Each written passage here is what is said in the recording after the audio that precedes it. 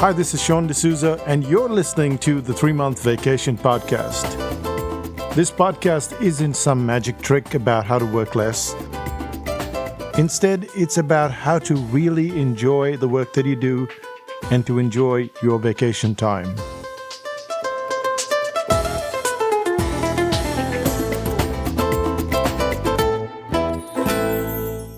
Hi, it's Sean D'Souza, and you're listening to the 3-Month Vacation.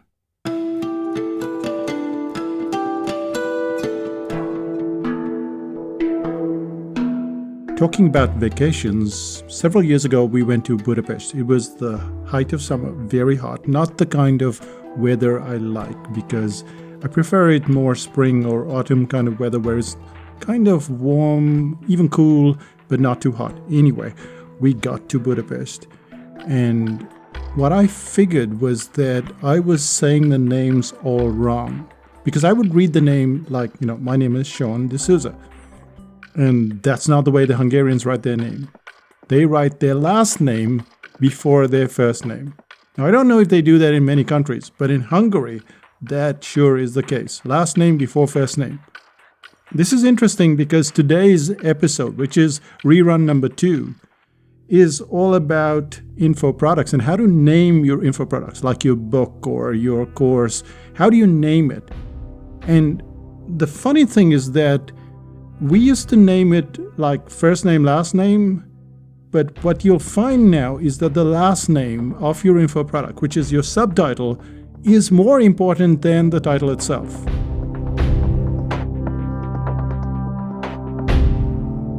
So the title tends to be pretty simple, like, fear, and then it's how to something, something, something. And that second bit is more important than the first one. And what we're finding is that this concept is true for information products as well. That's what this episode is all about. I hope you enjoy it.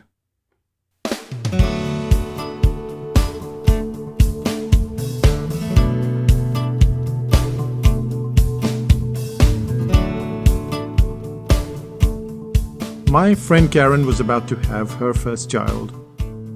As you'd expect, she was a bit apprehensive, but also quite joyful.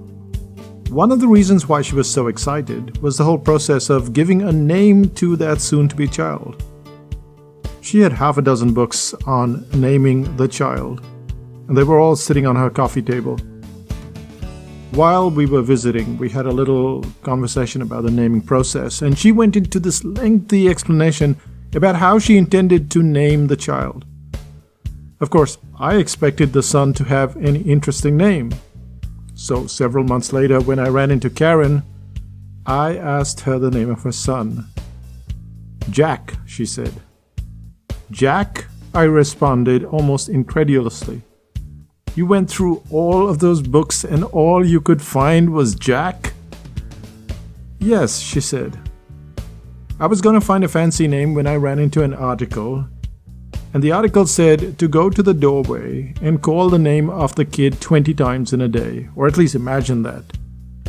And it seemed easy to shout out Jack, then something like Bertrand. And so Jack it was.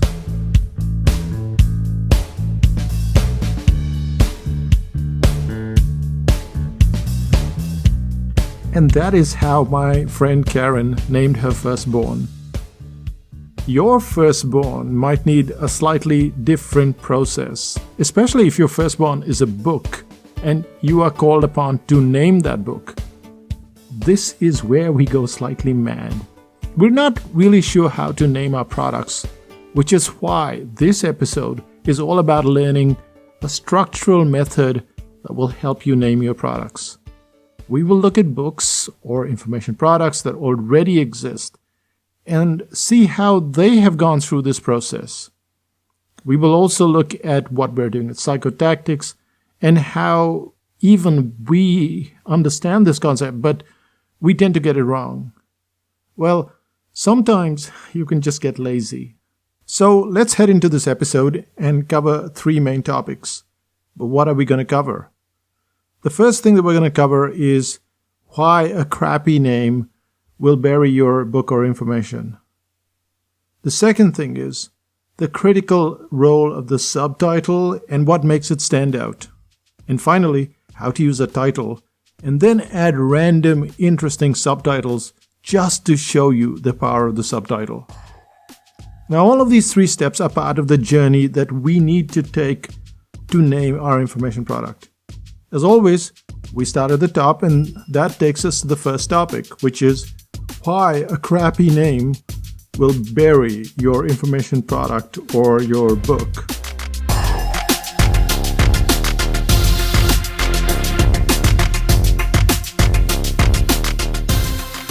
I'm going to read a list of book names and see if you can figure out who this book belongs to. So the author tried repeatedly to come up with a great name, but these were the names that he came up with, despite putting in a great amount of effort. See if you like any of the names. Name 1, The Parts Nobody Knows. Name 2, To Love and Write Well. Name 3, How Different It Was. Name 4, With Due Respect. And name 5, The Eye and the Year. Have you heard of any of these books? Possibly not, because they never made it to the bookshelf. And the author, a certain guy called Ernest Hemingway, died before the book's title was finalized. So what was the name of the book that made it to the shelves? It's called A Movable Feast. A Movable Feast caught the attention of the editors and then the readers and became a bestseller and has stayed high on the books to read list. But it could have just as easily been dead in the water with a title like With Due Respect or The Eye and the Year.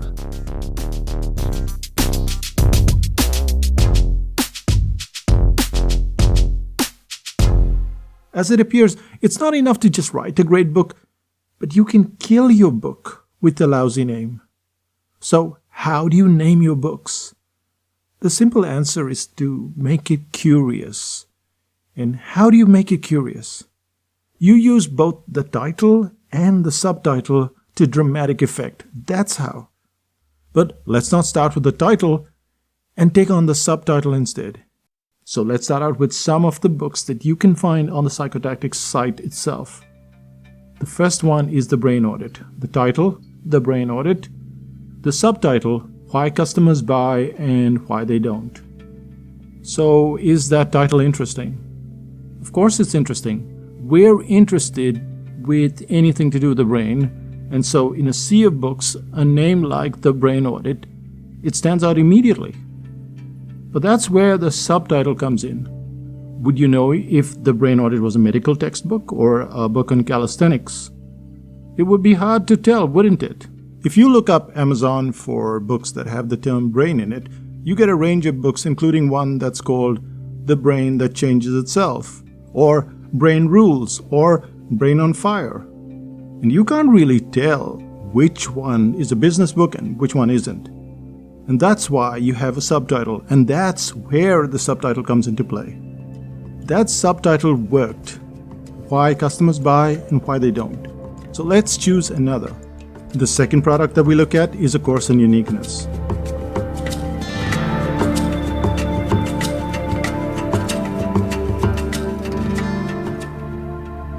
At Psychotactics, we have a home study version of how to make your company stand out in a crowded marketplace. So what's the name of that information product? It's called Pick One. Yes, that's the title, Pick One. And the subtitle is Getting to Uniqueness. Did that subtitle excite you? If the answer is no, then you're on the right track. So we're looking at these crappy subtitles, and what we need to do is go on the website and start looking at some other titles and subtitles that could do with improvement. So let's look at a set of 3 books that were written on the topics of presentations. The title was Black Belt Presentations. And the subtitle, there is no subtitle. Interesting, isn't it? So what we're looking at is a whole bunch of these titles and subtitles, and when you are examining what you need to do, you go to the Psychotactics site, look at all the products there. Don't feel compelled to buy anything, but look at the titles and look at the subtitles and see which ones cause you to go, well, that's interesting. And that's something that I would be interested in. You can quickly tell which of the subtitles work and which don't. You can also tell that without subtitles, or subtitles that haven't been well thought through, they hamper the title itself. They hamper the sales. So just let's stop for a second and see what we've covered. The first thing is that the title does matter, but we must pay attention first to the subtitle. The third thing is that it's easy to get lazy or rushed and forget to put in the subtitle. So this takes us to the second part, which is there a simple way to write a subtitle? You can create a great subtitle every single time. Let's find out how.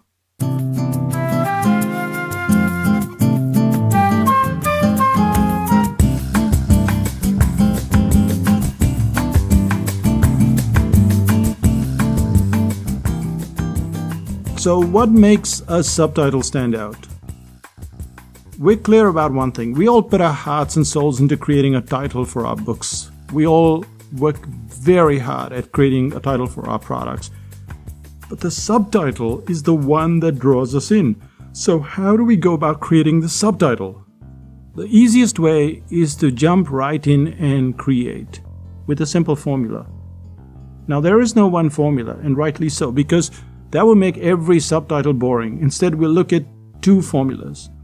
The first is the headline type of subtitle, and the second is the problem, solution, and target title. So the way we'll do this is we'll go and we'll pluck a few bestsellers. Let's first look at what they're all about. Then we'll put in a subtitle, and this subtitle will read just like a headline. So the first book that we're looking at is Lean In by Sheryl Sandberg, and she's the Chief Operating Officer of Facebook. What she's doing is urging women to pursue their careers without ambivalence.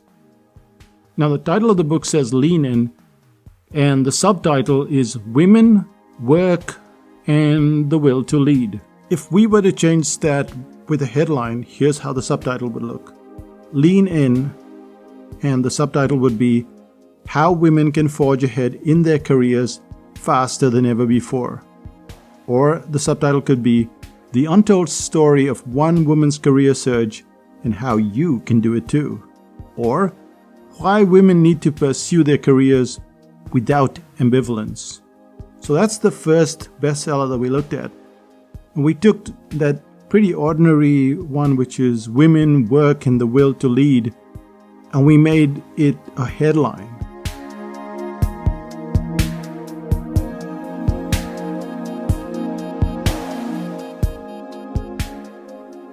So the second book is called The One Thing by Gary Keller with Jay Papasan. And the subtitle, Narrowing Your Concentration and Becoming More Productive. So the second book has really done the work for us. And that means that they've thought of it as a headline. Let's look at a third book, which is Give and Take by Adam Grant. The third book has this vague subtitle, which is A Wharton's professor's research discloses that success depends on how we interact with others. And what we can do is we can change that. We can have how people's interaction creates a quicker road to success. So what we're really doing here is we're creating these headlines. And we can look at other books, but this is the whole point. The whole point is that when you write a headline, just adding that headline to your subtitle makes that book stand out. It almost doesn't matter what the title happens to be. Well, that's not quite true. The title matters, but the subtitle can be made to do all the grunt work. You can have subtitles with the familiar formula which is found in the Brain Audit. And that second way is the problem and the solution combo. When you string the problem and the solution together, you get some pretty outstanding subtitles for your book. So if we were to take the subtitles of the book that we've just looked at, and we put in the problem and the solution formula, you'd find that they were pretty awesome. So let's give it a crack, shall we?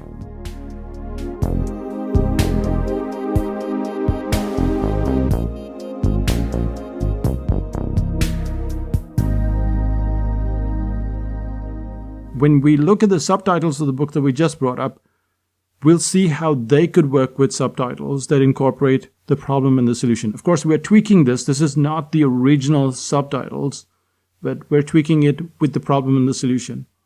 When we look at the first bestseller, which is Lean In by Sheryl Sandberg, we have to break it up into problem and solution. So the problem is doubt.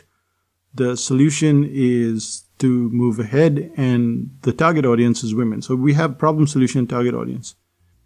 So your subtitle could be My Journey Through Career Doubt and How I Broke Through the Glass Ceiling.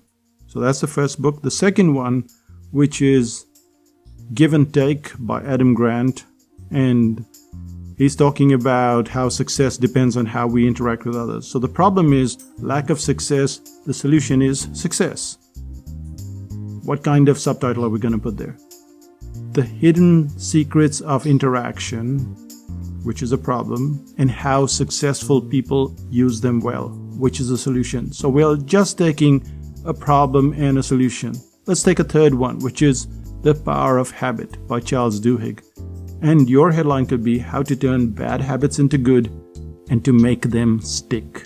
So you have that problem and the solution. So what have we covered so far? We looked at the power of subtitles versus titles. And subtitles, they pack so much punch.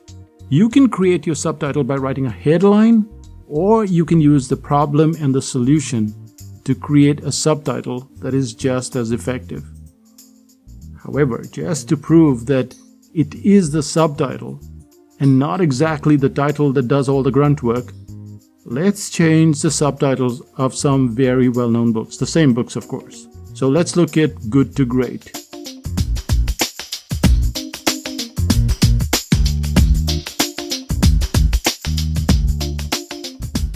That's your first example, and let's give it some crazy subtitle.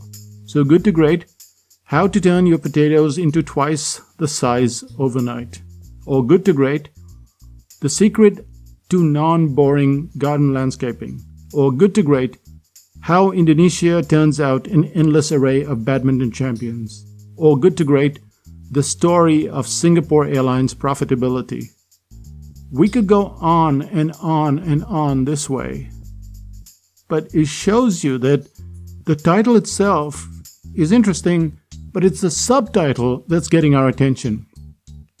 Let's take a second book, which is The Blue Ocean Strategy, and let's take the same ones, the same subtitles. So Blue Ocean Strategy, How to Turn Your Potatoes into Twice the Size Overnight. Or Blue Ocean Strategy, The Secret to Non-Boring Garden Landscaping. Or Blue Ocean Strategy, How Indonesia Turns Out an Endless Array of Badminton Champions. Or Blue Ocean Strategy, The Singapore Airlines Story of Profitability. So what you're seeing here is the title almost didn't matter. The subtitle mattered. Of course, it won't work for every single title. For instance, if you took the name like The Brain Audit and put any subtitle, it might not work. But these examples are there to show you that for the most part, it's not the title that is the holy grail. It's not the title that you're looking for. It's really nice to have a great title, but it's a better strategy to start with the subtitle. And this brings us to a moment of absolute clarity that the subtitle is what matters. That's what really gets the attention of the customer, both in the bookstore, on Amazon, or on your website. Without the subtitle, we're handicapping the book or the information product. And yet so many of us, me included, tend to place our emphasis on the title and we ignore the subtitle. Well, now you know the difference.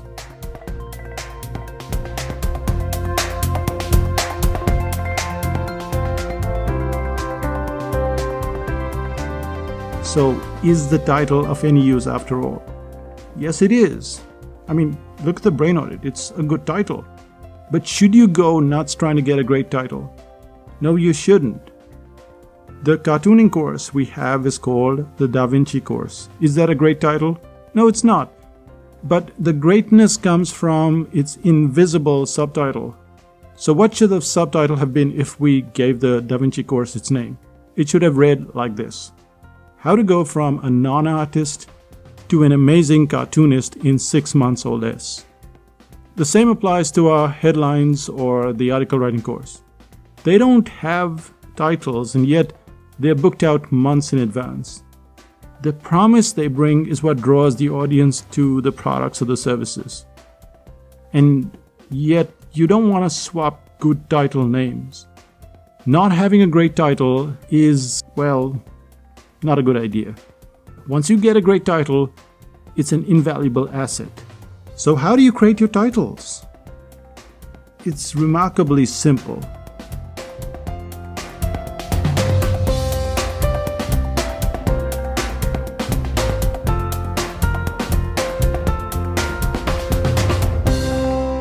In the past, when we go back 20 years, 30 years, 50 years, 100 years, the titles were today's subtitles. So when you look at a book by Dale Carnegie, the title is How to Stop Worrying and Start Living, not the subtitle. That's the title. Stephen Covey wrote the book, and he wrote The 7 Habits of Highly Effective People. That's like a headline. That's the title of the book, not the subtitle. Then times changed, and the focus went on the subtitle while the title shrunk. So we had titles like Freakonomics, 1 word, The Tipping Point, 3 words, Positioning, 1 word. So 1 word, 3 words, 1 word. Still, how are you going to find these 1 word, 2 words, 3 word titles? Some titles come from everyday language. So The Tipping Point, everyday language. Positioning, everyday language. Some are made up like Freakonomics or Strength Finder. So those are made up terms. So is there a way to find a title? Yes, if you pay close attention. Every sentence has the potential for some unusual term or a word that could become a book title.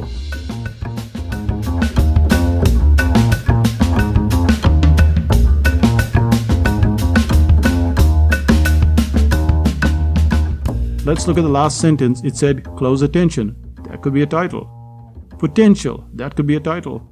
In a conversation. That could be a title. What's being said could be a title. So that last sentence, almost all of it could be broken up into titles. And while you may not have great use for any of those titles, they're all book titles. They can all be used. To get book titles from your own field, open up magazines, open up books that are related to your own field. And immediately you'll see a whole bunch of terms within that book. So management book will have terms like the myth of change, or cascade, or burning platform, or Marines take care of Marines. And these are all terms that I got from a random management site. Start with the subtitle, then find your title. And that brings us to the end of this podcast.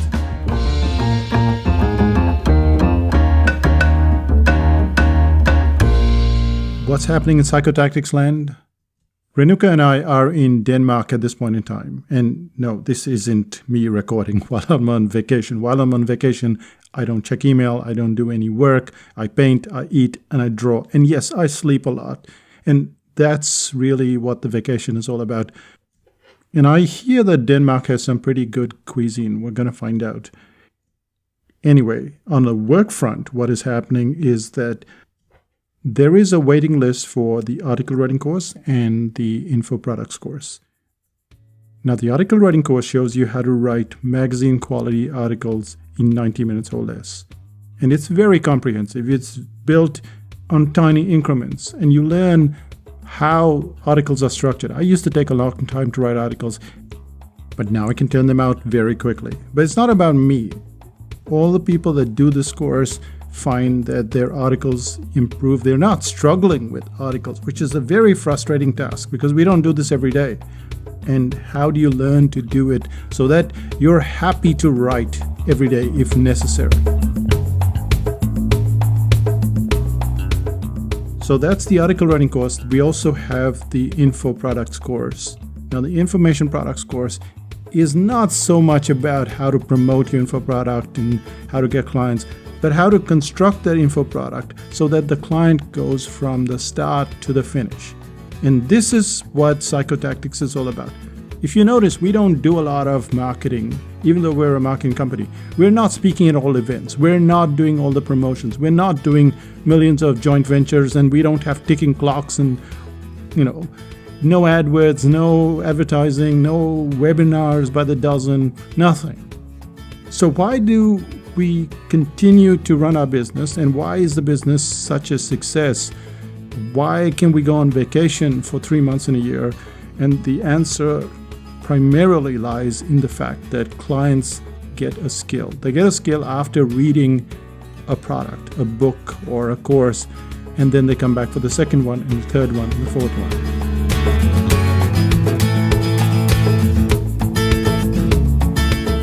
So it's pretty restaurant-like when you think about it. You go back to a restaurant because the first meal was great. And then you go back because you finished off the second one and the third one. And that's what the Info Products course is about. It shows you how to create an information product that is very consumable. And then clients finish it, they come back for the second one. So I already said this, didn't I? Okay, so what do you have to do next? Well, for the Info Products course, you have to go to psychotactics.com/xinfo. That's the letter X, info. And there's a waiting list. There are only 35 copies of the home study. And for the article writing course, you have to go to the article writing course page. And there again, you have a waiting list. Now, the article writing course is on the 18th of September. That's the home study. Will be available on the 18th of September. And on the 21st of August, that's when the Info Products course will be available. So get to the pages and sign up for whichever waiting list you want to be on, whichever course you want, and then we'll do our due diligence. We'll get back to you, and when the day rolls along, you'll get the chance to be one among the 35 people that get the course.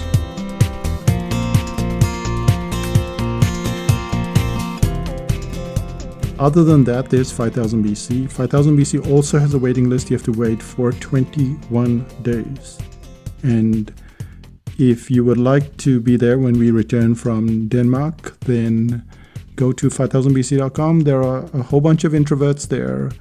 We are a place where there's no trolling and no thumping off your chest. It's a very friendly place. There's lots of information. But mostly, when you ask a question, you get precise answers. And that's the beauty of 5000 BC, that unlike other forums where the owner is never around, they just sign you up and then they disappear. Well, I'm around, and since I'm on vacation, I won't be around, but by the time I get back, that's when I will be around. So 5000bc.com. And that's it from Psychotactics Land. I'll see you in 5000 BC. Bye for now. Oh, one more thing. If you haven't already left a review on iTunes, then please do so. You can get this podcast on iTunes or Stitcher or any place where you get the podcast. But leaving a review really helps other people also realize why they should be signed up to the podcast. So go to psychotactics.com/iReview and it'll give you the instructions, and then you can leave a review. So that's psychotactics.com/iReview. I'll say bye for now. Bye-bye.